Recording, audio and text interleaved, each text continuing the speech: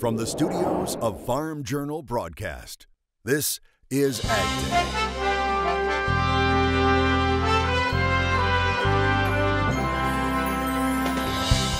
Coming up today on AgDay. I'm Charles Denny. Halloween approaches, so beware your next trip to a Tennessee cornfield. Who knows what could possibly be lurking here? Getting lost at the Mayfield Maze in Athens, Tennessee. Next on AgDay. The U.S. dairy industry is mostly pleased with the USMCA deal, but what about the Canadian dairy industry? And year-round E15, the president expected to make a major announcement about it. AgDay, brought to you by the Chevy Silverado, the most dependable, longest-lasting full-size pickups on the road. Good morning, I'm Tyne Morgan in for Glenn Griffiths. Our top story, Reuters is reporting President Trump will make some sort of announcement about E15 today in Washington. That's ahead of a trip to Council Bluffs, Iowa tonight. He could also unveil reforms on the trading of biofuel credits. As you can imagine, the American Petroleum Institute opposes lifting the ban. Changes to E15 would have to be fast-tracked if it's to happen before next year's summer driving season. Late Monday, I spoke with Emily Score, the CEO of Growth Energy. She says they're extremely confident the president will follow through on this planned announcement, but details are lacking at this point. What we understand is that the main announcement is going to be a commitment to year-round sales of higher blends of fuels, specifically E15. And there's likely to be some package on greater transparency around the compliance method for complying with the renewable fuel standard. We don't have any details on what that package might entail. So we too are looking forward to that. But really, it's a big win for the administration. It's a big win for consumers and certainly for rural America. So we're excited. Score says if consumers buying E15 becomes the norm for drivers, that could deliver 2 billion bushels of additional demand for corn. Illinois farmer Paul Jeske visited with AgDay before the anticipated announcement. He called the president fulfilling his campaign promise to make year-round E15 sales a reality a wonderful thing. We're very pleased that might finally take place. However, I would caution folks that is not all of a sudden going to tack 40 or 50 cents on the price of corn by allowing E15 year-round sales. It's the beginning of a slow building process of using more ethanol. Jeske says E15 year-round would be a win for consumers wanting cheaper fuel. The president is expected to tout the newly created U.S.-Mexico-Canada agreement during his rally in Iowa. And it's the dairy deal within USMCA creating a standoff in Canada. Dairy Farmers of Canada saying the group is refusing to meet with Prime Minister Trudeau. That's after Trudeau offered to talk with the industry to hear concerns firsthand. And as AgDay's Betsy Gibbon reports, those concerns were at the heart of the World Dairy Expo last week. Betsy? Canadian dairy farmers think that we've been thrown under the bus. Different opinions from our neighbors to the north when it comes to dairy and the possible deal. The U.S. dairy industry mostly pleased with what they say is a big first step. We have preserved the overall architecture of NAFTA. We will maintain our market access into Mexico, and we will see a little more market access into Canada over time. U.S. dairy could receive 3.59% market access into Canada, more than what was in the original NAFTA agreement and slightly higher than what was proposed in the Trans-Pacific Partnership before the United States left the deal. We knew that we were never going to get as much market access into Canada as we have currently in Mexico, but it would have been nice to get some more. Analysts say the potential deal is a win, but it will be an incremental process. By the time we get to years 5 and 6, we start to really see the benefit of the deal that was constructed. You know, if we're expecting that this is the turnaround that we've been looking for, the thing that's going to take milk prices from these low levels, persistently low levels, going into our 4th year now and add dollars to the milk check, this doesn't do that. The Canadian dairy industry does not like the 3.59% dairy access. And it's not just due to the United States. A bevy of pending trade deals with other countries are expected to cut into Canada's quota system. If you combine the World Trade Organization commitments, CETA, and now the USMCA, Canada's given up about 18% of its market. So, you know, Canadian dairy farmers will tell you, hey, it's kind of like death by 1,000 cuts. What may be the biggest victory for the United States is Canada agreeing to cut its Class 6 and 7 dairy policy, which limited certain U.S. dairy products from entering Canada. We all remember the impact it had on U.S. markets. Bottom line is that one goes away in about a year. Canadian dairy farmers consider it a loss. And to have them swept or torn away leaves the dairy farmer saying, okay, you're taking our market and you won't let us evolve. What do we do? What do you have to say if there's anything additional to American dairymen who say, we got a deal that we wanted, so what if Canada didn't get what they want? We're neighbors and we're friends, we're allies. And what's good for one country needs to be good for the other. I'm kind of disappointed that the Canadians actually buckled. They should have stood up for what they really believe in. Yet the deal is far from done. Leaders from 3 countries need to sign off. I do think it can be passed by Congress, regardless of what happens in the midterm elections. Getting the deal done in Canada may be even harder to ratify.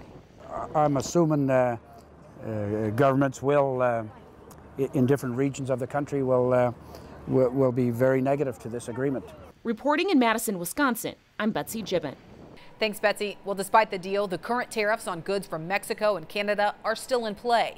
It's Section 232 tariffs on steel and aluminum, prompting Mexico to place steep retaliatory tariffs on U.S. agricultural goods such as pork and cheese. Agriculture Secretary Sonny Perdue saying last week he's in favor of relaxing those tariffs. In a talk with the North American Meat Institute, Perdue acknowledged that the tariffs have a, quote, dampening effect on the new U.S.-Mexico-Canada agreement. Now, Michael Dyke said the International Dairy Foods Association says about 15% of U.S. dairy production is exported. Of that, 25% of those go to Mexico. And it's those tariffs hurting products like cheese heading south of the border. It's hurting our sales. We need those tariffs lifted so that we can get that market back that we're losing because we're priced out of the market. Now, pork into Mexico faces a 20% tariff. University of Missouri economist says it's those duties also hurting U.S. pork prices. Getting rid of the tariff ought to actually help our values of things like hams in this country that ought to return additional dollars to producers here. Meteorologist Mike Hoffman is here with today's crop comments. Mike, some places already have seen some snow. That's right, Tyne. Check out this video from Carrie Baldwin in eastern North Dakota. Yeah, that's snow, and you can see a good bit of it came down. Looks like it was pretty wet snow as well. Enough to cover the trees and make for a wintry scene. And there are chances for snow in that region later this week. Now let's check the wind speed forecast. You can see it's going to get a little windy across the Plain States as we head through the day today and even into parts of the southeast. That's a little windier than normal. I suppose it's that time of year. And then you can see as we head into tomorrow morning, still windy across the northern and central plains and becoming windy in the Panhandle of Florida. That's because Hurricane Michael will be approaching. And as we head through the day tomorrow, it just gets windier in the southeast, but still pretty windy across the northern plains as well. I'll have your forecast coming up. First, here are some hometown temps. Plan for the unexpected with weather forecast updates. Local forecasts are delivered right to your cell phone each morning, making planning a little bit easier. Just text Weather 6 to 31313 to get started. Still to come, it's another soggy start to those waiting to harvest. How will the tropical storm impede those waiting to get into the field? Mike Hoffman has a check of weather. Plus, the cards may finally be falling in wheat's favor this year. Clinton Griffiths joins us next for analysis. Join Andrew McRae for Farming the Countryside, a farmer-focused podcast that is all about production agriculture. Farming the Countryside is available wherever you listen to your favorite podcast and is brought to you by Nutrien Ag Solutions, the world's largest provider of crop inputs and services. In agribusiness, the trade war with China may be hurting China's economy. That's as China's stocks tumbled on Monday. China's central bank made the decision over the weekend to cut the amount of cash lenders must hold as reserves. That happened for the 4th time this year. Reports show Chinese leaders hope the move will help shore up activity in the midst of a faltering domestic economy. Well, wheat closed down on Monday, and wheat's been on a wild ride in 2018. Clinton Griffiths has more in this morning's analysis. Kevin Dooling, KD Investors, our guest here at the Agribusiness Desk today. Kevin, glad to have you here all the way from the West Coast and the P&W up there. What's your take on the wheat issue and our wheat prices these days? We've been tracking this thing for a while, hoping to see some movement here. Well, we've been connecting the dots for a long time, and what happens when a market gets what I consider too cheap for too long is you're going to get a reaction. Right. And it started last year in 2017 crop. We saw the basis really explode in the EU, and then we saw it hit the protein wheats in the U.S., and then the soft white wheat basis exploded in the U.S., and then it finally, the Australian basis took off, And then last, the Russians, who, despite their massive export program, saw their cash price increase last year. Right now, on paper, that shouldn't have happened, but it did because the feed demand consistently gets underreported, in my opinion. So fast forward to this year, in 2018 crop. Okay, we know the EU had a pretty major hiccup. Right, they did. Okay, the Weather Southern issues. Plains had a pretty big hiccup. They did. Yep. Half the Canadian crop's under a snowpack still. That's not healthy. Nope. And in then Australia, they're having a drought. Australia's just a disaster. I mean, they're going to have to export wheat from the Western Australia to the east. The West is concerned. They got such a frost hit numerous times that a lot of them are just going to take the hay and ship it east. Wow. So that's just a disaster. So that leaves the U.S. carrying the bulk of it for the whole world, and Argentina will be in there a little bit, but they're not big enough to really hurt. But so from January to June, it's going to be a U.S. show. Interesting. And so I'm excited about the price potential. It'll be a cash-led market, not futures. Futures will follow. They'll continue to trade reports and whatnot, but the cash market is your telltale sign. The Egyptian tender today, cash prices were up $8 a ton over last week. So it's starting, in my opinion. It's like, okay, this ties in with what we saw last year. We were just too cheap, too long. And I think, we should have a really good year here. Yeah, there's enough cards finally falling in the U.S. favor. Right. That it could be a good year. We'll keep an eye on it. Thank you, Kevin. Thanks for being here. We'll be back with more AgDay in just a minute. For a free 2-month sample of Kevin's market analysis, or if you have a question of any kind, call 541-980-4554 or email kdinvestors@gmail.com.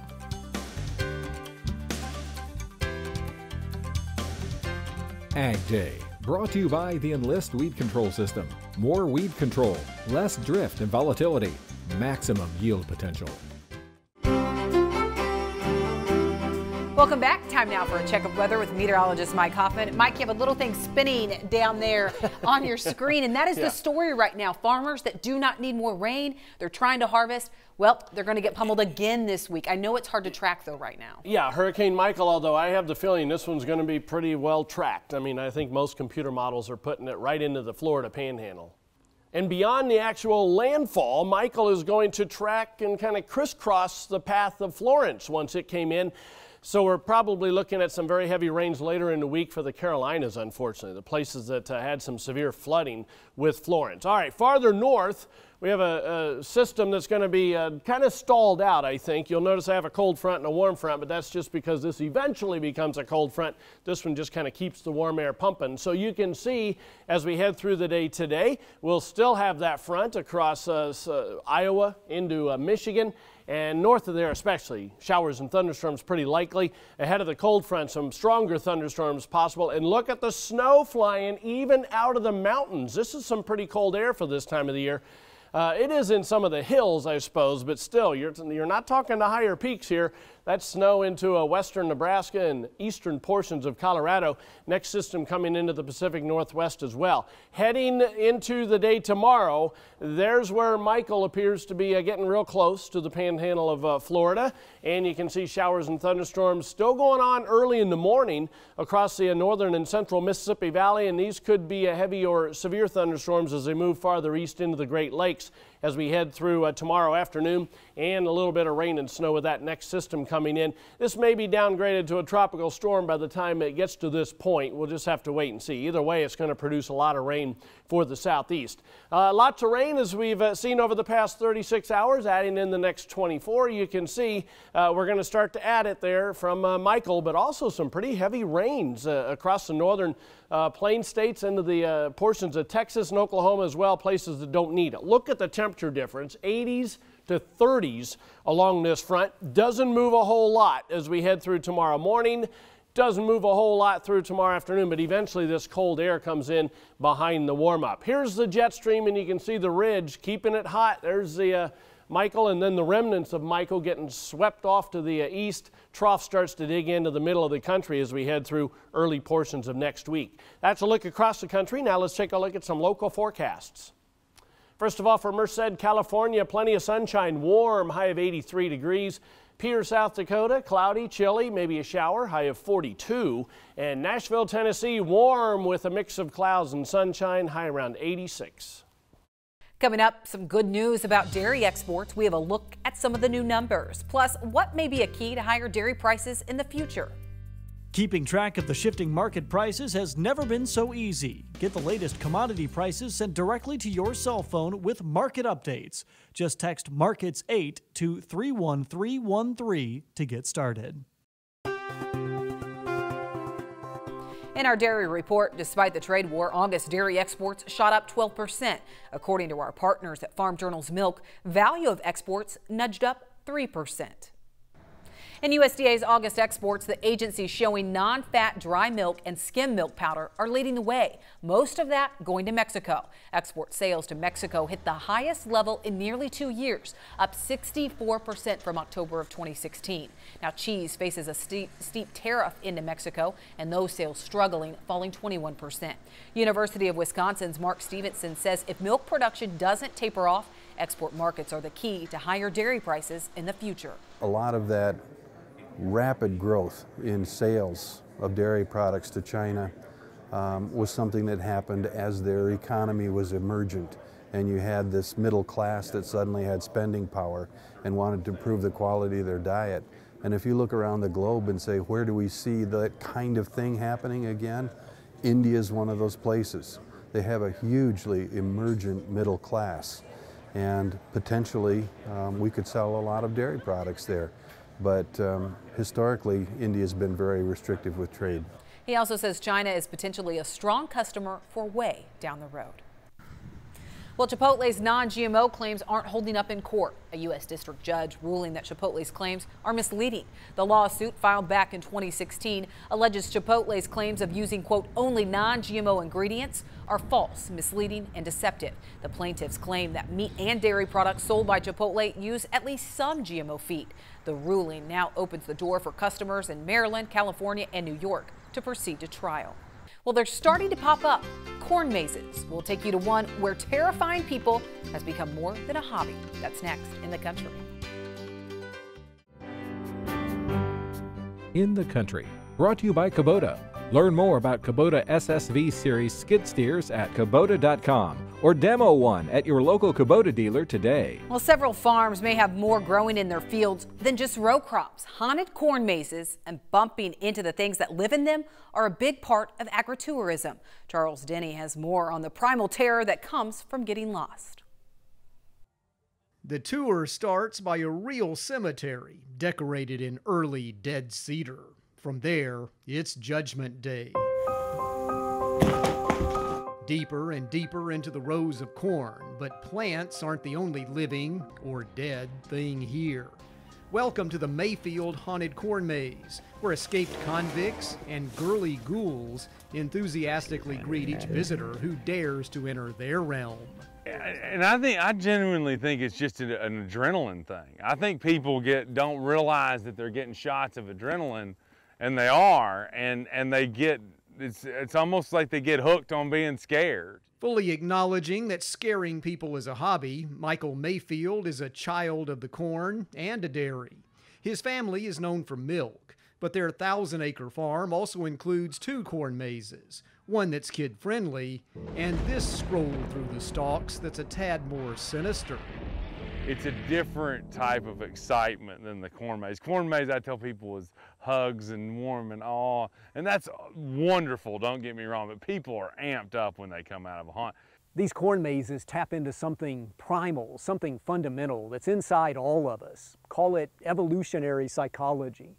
It's the fear of being lost. This unique blend of ag, Halloween, and horror yields cash for crops in a different way. Megan LaFew with UTIA's Center for Profitable Agriculture says agritourism generates $50 million in Tennessee, and much of that coming in the Halloween season. Is that a ghost walking behind her in this soundbite? Fall is a wonderful time for fun on the farm. The weather is beautiful and people want to get outside, so it's a perfect time for people to come out to the farm and play and have some family fun together. Though this place, maybe only the Addams family would be comfortable here. At any rate, the corn is high, the spooks are active, and the frights are plentiful. When you're lost, you may find good scary fun. Just be prepared to exit the grounds quickly. This is Charles Denny reporting. You couldn't pay me to go in that thing. Seriously. That's all the time we have this morning. We're so glad you tuned in. For Mike Hoffman and all of us at AgDay, I'm Tyne Morgan. Have a great day in Farm Country.